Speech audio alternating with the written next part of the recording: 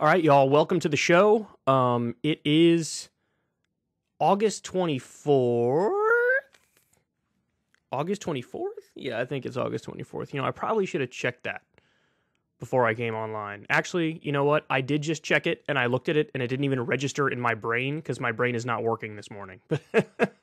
But anyway, yes, it is Wednesday. That's it. Wednesday, August 24th. Got a lot of stuff to talk about with you guys. This is why my brain is not working, because I was up very late prepping for this glorious show that I'm about to dump into your cranium.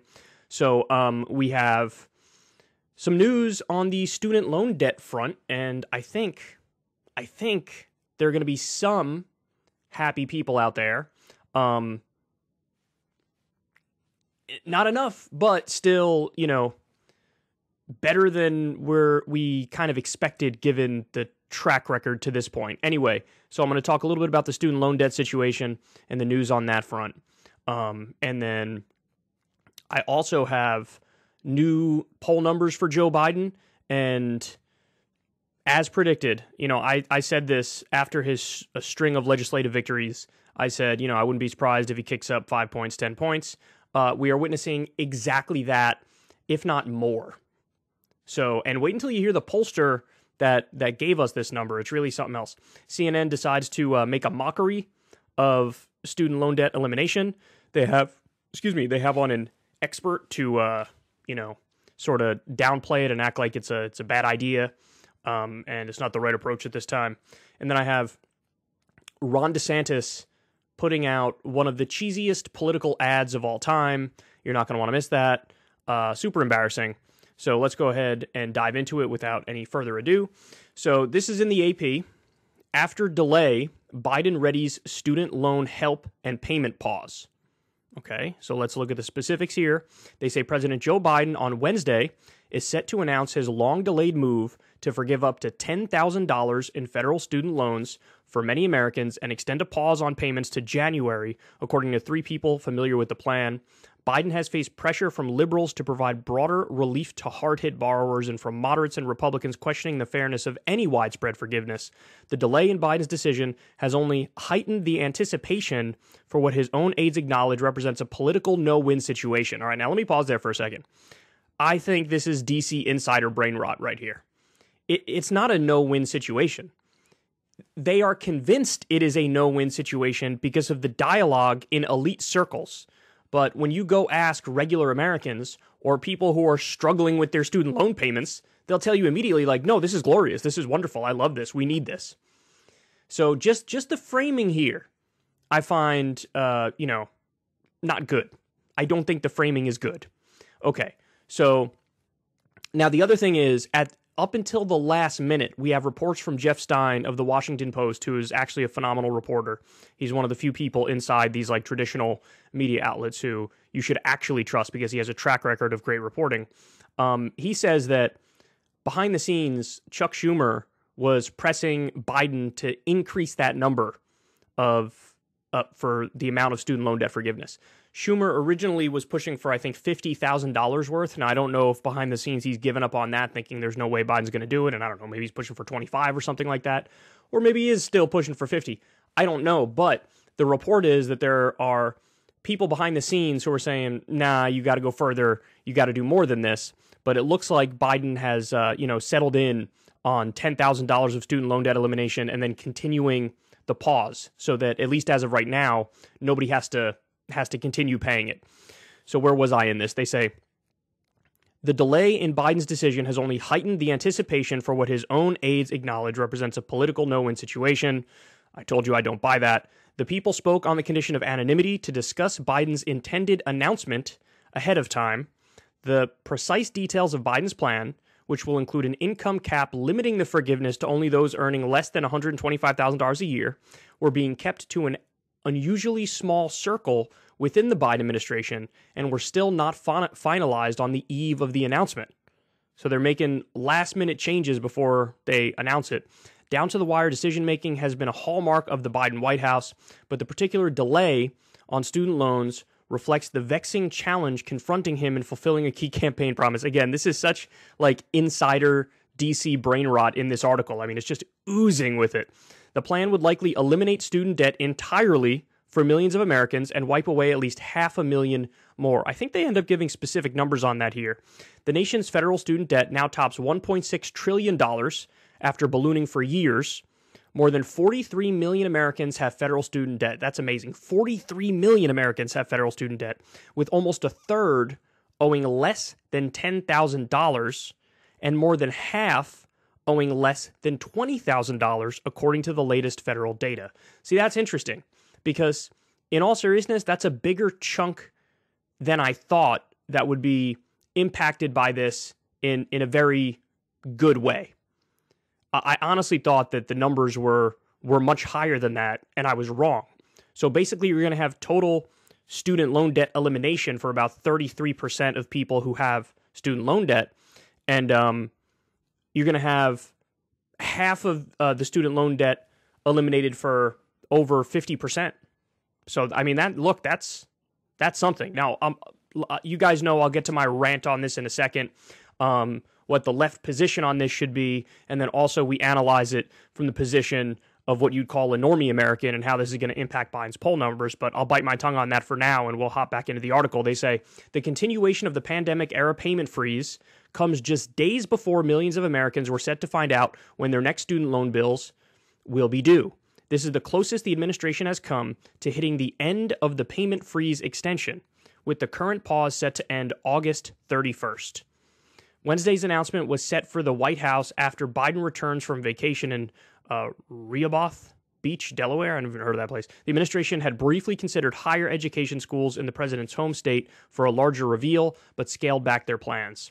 Biden was initially skeptical of student loan debt cancellation as he faced off against more progressive Democratic Senators Elizabeth Warren and Bernie Sanders, who proposed cancellations of $50,000 or more during the 2020 primaries.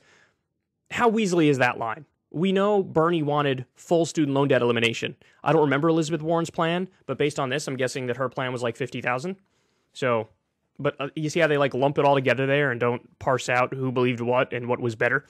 As he tried to shore up support among younger voters and prepare for a general election battle against then-President Donald Trump, Biden unveiled his initial proposal for debt cancellation of $10,000 per borrower with no mention of an income cap. Biden narrowed his campaign promise in recent months by embracing the income limit as soaring inflation took a political toll and as he aimed to head off political attacks that the cancellation would benefit those with higher take-home pay. So anyway, this article goes on. You get the gist of it. So I made a prediction not too long ago when we were talking about this exact issue. And I said what Biden is likely to do is either absolutely nothing or the furthest he would go is $10,000 of student loan debt elimination, and they means test it, and they say only under $125,000 a year. Okay, so it looks like that's exactly what he's going to do. Now, somebody made a good point on Twitter about this that I want to bring up to you guys, which is, isn't it funny, for whatever reason, when Democrats talk about taxes, they say stuff like, anybody under $400,000 will not get their taxes raised a penny. So their perception of a fair means test when it comes to taxes is $400K and under. But then with student loans, all of a sudden that drops to $125K and under. If they're being consistent in their logic, wouldn't they say, no, $400,000 a year and under, all those people will get $10,000 of student loan debt elimination? And they don't. So they change the threshold, and I don't understand why they change the threshold. That doesn't seem to make much sense to me.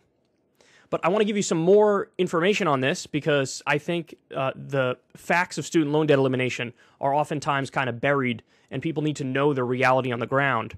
So this is originally from an NPR article, and the gist of it is right here. Forgiving student debt boosts the economy in significant ways. Some of America's top economists say that broad loan forgiveness could raise annual home sales by $300,000, and U.S. real GDP could be increased by $86 billion to $108 billion per year. So this has massive economic benefits, even though now the main line of attack coming from opponents is like, oh, you're going to make inflation so much worse if you do this. Here's another fact. Besides hurting the housing market and GDP, the Federal Reserve Bank of Philadelphia found a significant negative correlation between student debt and the rate of new small business. So in other words, the more student debt that's out there, the less small business entrepreneurship is out there. And so, if you're pro small business, as Republicans always like to claim they are, and Democrats like to claim they are, well, you should very clearly be in favor of limiting or eliminating student loan debt. So I have more numbers on this. We're going to get to them later on in the show because I have CNN shitting all over student loan debt elimination, or even reduction. In this case, they have on some expert who's like, oh, I don't know if this is a great idea right now.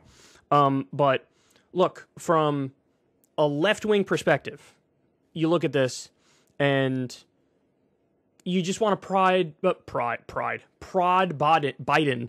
I don't know why that's so hard to say. Prod Biden. I was going to say like Pride Biden. Prod Biden. Dog, you got to do more, man. You got to do more. I mean, this is something that can help just take a giant burden off a generation that has consistently been behind the eight ball. And, Bernie Sanders campaigned on eliminating student loan debt. There were times where Biden had indicated, I'm going to fully eliminate it. There were other times he embraced that $50K number, and then that kept going down and down, and now we're at $10,000 of student debt elimination, under $125,000. But this is something that would substantively, materially, and overnight improve the lives of millions and millions and millions of people, and Biden has the authority to do it on his own. It's one of, some things, maybe there's a list of 10 things or 20 things that Biden can do on his own that he doesn't need Congress for, so Republican obstruction is not an issue here. And he's splitting the difference and, sort of doing the middle path. He's doing the centrist-y thing, the moderate thing. And I think it's a lack of imagination on his part. And this is something that would massively help boost his own poll numbers. So even if he just cares about like saving his own political ass moving forwards for 2024, well, look, there's an easy out here. And so I think it's incumbent upon everybody on the left to continue to push Biden and say, hey man, this isn't enough. This isn't good enough. Because really, from a principled perspective, I don't think student loan debt should be a thing. I don't think it should exist. And I really don't think that's a radical position. I think of higher education the exact same way I think of like public high school in this country. When you go to public high school, you just go. It's paid for by taxes. And you don't accrue any debt. It just is what it is. And, people use that as a springboard to go on to, higher education or to go out there into the job market. And now we're at the point where a college education is equal to what a high school education used to be equal to.